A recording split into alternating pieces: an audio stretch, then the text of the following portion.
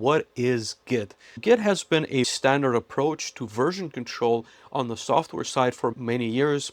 It's been used for over a couple of decades. And the reason why it is used, so I'll give a very brief explanation of Git. There's tons of videos that explain this, is that you need multiple parties to build software relevant in this day and age. So usually what happens is you start with the V1 of the software, right? So I'm going to label this as V1.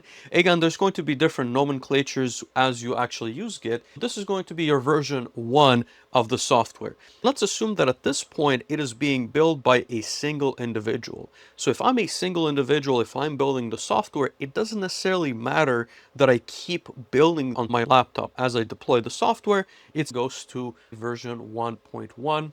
Then version 1.2.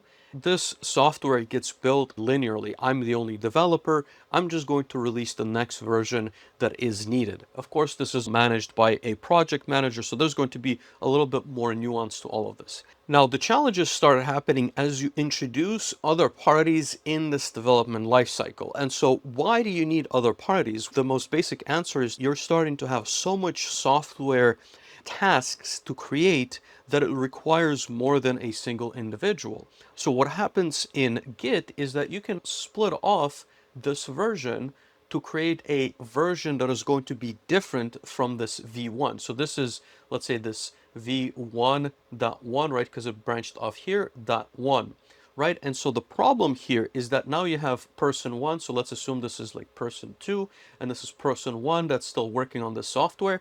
In a complex environment, you're going to have multiples of these branches, right? You're working on software in different areas, and again, that's not always the case, not always in different areas, where you're basically creating different functions.